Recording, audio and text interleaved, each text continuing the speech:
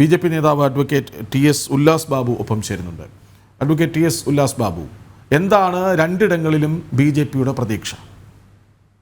ഒരു രാഷ്ട്രീയ പാർട്ടിയാകുന്ന സമയത്ത് തെരഞ്ഞെടുപ്പിൽ മത്സരിക്കുമ്പോൾ വിജയ പ്രതീക്ഷയിലൂടെ തന്നെയാണ് മത്സരിക്കുക, അതിലൊരു നിസ്സംശയം പറയാം. പക്ഷേ ഇന്ന് കാലത്ത് 7 മണി മുതൽ ഞാനിങ്ങനെ കേരളത്തിലെ മാധ്യമങ്ങൾ കാണുന്നുണ്ട്. കേരളത്തിലെ മാധ്യമങ്ങൾക്ക് നരേന്ദ്രമോദിയോട് ഒരു വിരോധമുള്ളത് കൃത്യമായി കാണുന്നത് പോലെയാണ്. അവരുടെ രാഷ്ട്രീയ പാർട്ടിയായിട്ടുള്ള കോൺഗ്രസ് ഇന്ത്യ മഹാരാജ്യത്ത് ജയിക്കാൻ പോകുന്നു എന്നുള്ള രീതിയിലൊക്കെ ഒരു നറേറ്റീവ് ക്രിയേറ്റ് ചെയ്ത് ആഘോഷിക്കുകയാണ്. എന്ത് ക്രൂരതയും ഒരു രാഷ്ട്രീയത്തിൽ ഒരു കാരണവശാലും മാധ്യമ പ്രവർത്തന രംഗത്ത് എടുക്കാൻ പാടാത്തതുമായിട്ടുള്ളൊരു ശൈലിയാണ് കേരളത്തിലെ മാധ്യമ പ്രവർത്തകർ എടുക്കുന്നത് എന്നുള്ളത് വളരെ വളരെ മോശകരമായിട്ടുള്ളൊരു സിറ്റുവേഷൻ നമ്മളിപ്പോൾ കാണുന്നു. ഞങ്ങളെ സംബന്ധിച്ചിടത്തോളം തെരഞ്ഞെടുപ്പിൽ അത് 2014 അതേപോലെ തന്നെ 2020 ഒക്കെ ഞങ്ങൾ 10 വർഷമായിട്ട് ഹരിയാനയിൽ ഞങ്ങൾ തെരഞ്ഞെടുപ്പിൽ വിജയിച്ച് സർക്കാർ മുന്നോട്ട് പോകുന്ന സമയത്ത് അവിടെ ശുഭപ്രതീക്ഷയോടുകൂടി തന്നെയാണ് ഞങ്ങൾ ഈ തെരഞ്ഞെടുപ്പിനെ നേരിടുന്നതും തെരഞ്ഞെടുപ്പ് നേരിട്ടിട്ടുള്ളതും. അവിടെ ഞങ്ങൾക്ക് യാതൊരുവിധ കൺഫ്യൂഷൻസും ഇല്ല. പിന്നെ സ്വാഭാവികമായിട്ട് 1 മണിക്കൂർ കഴിഞ്ഞാൽ ഫലം വരാനിരിക്കുകയാണ്. അതിൻ്റെ മുൻപിൽ ഒരുപാട് പ്രഡിക്ഷൻസ് ഒന്നും പറയുന്നതിൽ അർത്ഥമില്ല. പക്ഷേ BJP ശുഭപ്രതീക്ഷയിലാണ്. എന്തെല്ലാം അപ്പുറത്ത് ശക്തികൾ കൂട്ടായ്മയോടുകൂടി ഇന്ത്യ മഹാരാജ്യത്തിലെ സകലവിധ ആളുകളും കൂടി ഇന്ത്യ സഖ്യം BJP എതിർക്കാൻ ശ്രമിച്ചിട്ടും അധികാരത്തിൽ കേന്ദ്രത്തിൽ 3ാം തവണയും BJP വന്നത് നിങ്ങൾക്ക് എല്ലാവർക്കും അറിയാവുന്നതാണ്. അതുപോലെ തന്നെ ഒരു സംശയവുമില്ലാതെ ഹരിയാനയിൽ നമുക്ക് വരാൻ സാധിക്കും. ജമ്മു കാശ്മീരിൻ്റെ വിഷയത്തിലും ഏറ്റവും കൂടുതൽ ജമ്മു കാശ്മീരിൽ അധികാരത്തിൽ വരേണ്ടതും വരാൻ സാധ്യതയുള്ളതും BJPയുടെ നേതൃത്വത്തിലുള്ളൊരു സർക്കാരായിരിക്കും. കാരണം ആ ഒരു മേഖലയ്ക്ക് അത് വലിയ ഗുണം ചെയ്യുമെന്നുള്ളതാണ്.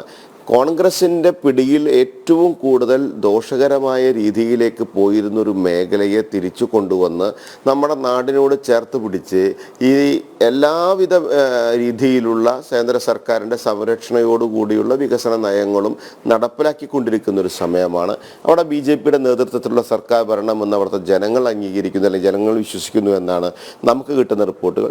100% ശുഭപ്രതീക്ഷയോടെ തന്നെയാണ് ഹരിയാനയും ജമ്മു കാശ്മീരും നമ്മൾ കാണുന്നത്. 22% 22.98 ഞങ്ങളുടെ അവിടെയുള്ള വോട്ട് ഷെയർ എന്ന് പറയപ്പെടുന്നത്. സ്വാഭാവികമായിട്ട് 30-31% ഞങ്ങളുടെ വോട്ട് ഷെയർ വർദ്ധിക്കും. സീറ്റ് ഷെയറും സ്വാഭാവികമായിട്ട് വർദ്ധിക്കുമെന്ന് തന്നെയാണ് ഞങ്ങൾ വിശ്വസിക്കുന്നത്. ഒപ്പം തന്നെ ഹരിയാനയിലും ഞങ്ങളുടെ വിജയപ്രതീക്ഷ പരിപൂർണമായിട്ട് ഞങ്ങൾ നിലനിർത്തുന്നു. അഡ്വക്കേറ്റ് ഉല്ലാസ് ബാബു, ഈ ഫലം എന്തോ ആയിക്കോട്ടെ, ഇപ്പോൾ വോട്ട് പെട്ടിയിലായി കഴിഞ്ഞു, 15 മിനിറ്റുകൾക്കപ്പുറം അത് പൊട്ടിച്ച് എണ്ണിത്തുടങ്ങാനിരിക്കുന്നു. അത് ഫലം എന്തോ ആയിക്കോട്ടെ, അത് വരുമ്പോൾ നമുക്ക് ബാക്കി കാര്യങ്ങൾ സംസാരിക്കാം. പക്ഷേ പേടിച്ചിരുന്ന കശ്മീരിനെ, വോട്ട് ചെയ്യാൻ പോലും പുറത്തിറങ്ങാൻ പറ്റാത്തത്ര വിധം ഭയാശങ്കകളോടെ കഴിഞ്ഞിരുന്ന കശ്മീർ ജനതയെ പോളിംഗ് ബൂത്തിലേക്ക് വന്ന് വോട്ടിട്ട് സമാധാനമായി മടങ്ങിപ്പോകൂ എന്ന സന്ദേശം കൊടുത്ത BJP നേതൃത്വം വഹിക്കുന്ന കേന്ദ്ര സംവിധാനങ്ങൾ, അങ്ങനെ സർക്കാർ മറ്റ് സംവിധാനങ്ങളൊക്കെയും സമാധാനത്തിൻ്റെ സന്ദേശമായി മാറിയ ഒരു കശ്മീരിനെ ഓർത്ത് ഫലം എന്തായാലും BJPക്ക് അഭിമാനിക്കാം, അല്ലേ? ജമ്മു ആൻഡ് കാശ്മീർ എന്ന് പറയപ്പെടുന്ന യൂണിയൻ ടെറിട്ടറി നമ്മൾ 2 ഡിവിഷനായിട്ട് കൺവെർട്ട് ചെയ്യുന്ന സമയത്ത് അതിൽ ജമ്മുവും ഉണ്ട്, കാശ്മീർ വാലിയുമുണ്ട്. 100% BJP സംവിധാനത്തെ പരിപൂർണമായിട്ട് ഇന്ത്യ മഹാരാജ്യത്ത് വിവിധ സ്ഥലങ്ങളിൽ അധികാരത്തിൽ വരരുത് എന്ന് വിശ്വസിക്കുന്ന ഏറ്റവും കൂടുതൽ ആളുള്ള സ്ഥലമാണ് കാശ്മീർ വാലി എന്ന് പറയപ്പെടുന്നത്. നമ്മൾ യാഥാർത്ഥ്യങ്ങളിൽ നിന്ന് ഒളിച്ചോടിയിട്ട് കാര്യമില്ല.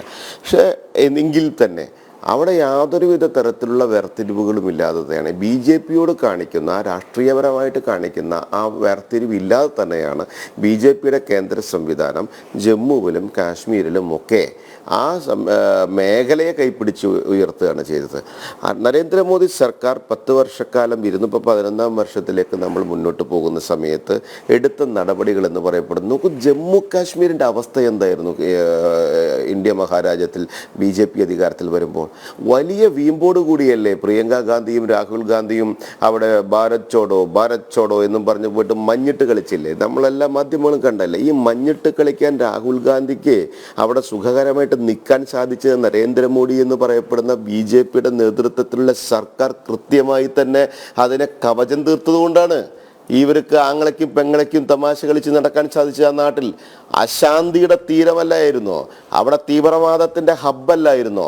അവിടെ ബോംബുകൾ വർഷിക്കുന്നത് കണ്ടുവരുന്ന വളർന്നു വരുന്ന കുട്ടികളിലല്ലായിരുന്നോ? അതിൽ നിന്നൊക്കെ മാറ്റം വന്നത് ഏത് ശൈലിയിലായിരുന്നു? ഏത് അധികാരത്തിലായിരുന്നു? ഏത് രാഷ്ട്രീയ പാർട്ടിയുടെ വിഷനായിരുന്നു? പിന്നെ അതൊരു മറ്റൊരു സംവിധാനമായിട്ട് നിലനിർത്തി പോവുകയല്ലായിരുന്നു. എന്തായിരുന്നു അതിൻ്റെ ഉദ്ദേശം ഉണ്ടായിരുന്നത്? ജാതീയമായ വേർതിരിവ്, കൃത്യമായി മതപരമായിട്ടുള്ള വേർതിരിവ്, ന്യൂനപക്ഷ വിഭാഗങ്ങളെ പ്രീണിപ്പിക്കുന്നതിൻ്റെ ഭാഗമായിട്ടൊരു സമൂഹത്തെ വെട്ടിമുറിച്ചുകൊണ്ട് ഈ നാടിൻ്റെ മറ്റൊരു മേഖലയിലേക്ക് മാറ്റി നിർത്തിക്കൊണ്ട് ഈ നാടിനോട് ചേർത്ത് നിർത്താതെ സകലവിധ രാഷ്ട്രീയ സൂത്രപ്പണികളുടെയും ഹബ്ബാക്കി മാറ്റിക്കൊണ്ട് നിർത്തുമ്പോൾ, അങ്ങനെയല്ല വേണ്ടത്. ഇന്ത്യയോട് ചേർത്ത് നിൽക്കുമ്പോൾ, ഇന്ത്യയുടെ ഭാഗമായി നിൽക്കുമ്പോൾ അവിടെയും സമാധാനം വേണം, അവിടെയും വികസനം വേണം, അവിടുത്തെ മക്കൾക്കും വിദ്യാഭ്യാസം വേണം, അവിടെ ഈ നാടിൻ്റെ ഏറ്റവും നല്ല ടൂറിസം സിസ്റ്റം ഉണ്ടാക്കണമെന്നുള്ളൊരു വലിയ വിശാല കാഴ്ചപ്പാടോടുകൂടിയല്ലേ BJP സംവിധാനം കൊണ്ടുവന്നത്. അതിനൊന്നും തകർക്കാൻ ആർക്കും സാധിക്കില്ല. അവിടെ വിജയമോ പരാജയമോ ഒന്നല്ല. കേന്ദ്ര സർക്കാർ അധികാരത്തിൽ BJP സർക്കാരാണ് ഇരിക്കുന്നത്. നിസ്സംശയം പറയാം, ജമ്മു കാശ്മീർ എന്ന് പറയപ്പെടുന്നത് ഇന്ത്യയുടെ ഏറ്റവും വലിയ ടൂറിസം ഹബ്ബായിട്ട് മാറാൻ പോവുകയാണ്. ഇന്ത്യയുടെ ആകർഷണത്തിൻ്റെ വലിയ മേഖലയായിട്ട് മാറാൻ പോവുകയാണ്. അവിടെ വിജയവും പരാജയവും അതിനെ ബാധിക്കില്ല. പക്ഷെ BJP പാർട്ടി നിലവിൽ ഇപ്പോൾ ഞാൻ ഈ പറയുന്ന ഈ സമയത്തും BJP പാർട്ടി വലിയ കോൺഫിഡൻസിലാണ്. അവിടുത്തെ ജനങ്ങളിലാണ് ഞങ്ങളെ വിശ്വാസം. അല്ലാണ്ട് നുണ പറയുന്ന ഈ കേരളത്തിലെ മറ്റ് മാധ്യമങ്ങളെ പോലെയുള്ള നുണ പറയുന്ന മാധ്യമങ്ങളുടെ പുറകിലല്ല ഞങ്ങളുടെ കോൺഫിഡൻസ് എന്ന് പറയപ്പെടുന്നത്. ഞങ്ങൾ ശക്തമായിട്ട് വോട്ട് ചെയ്ത ജനങ്ങളാണ്, അവരുടെ ഇടയിലാണ് ഞങ്ങളുടെ ആത്മവിശ്വാസം എന്ന് പറയപ്പെടുന്നത്. ആ വോട്ടിംഗ് പെർസെൻറ്റേജിൽ തന്നെ മാറ്റമുണ്ട്. നോക്കാം നമുക്ക്.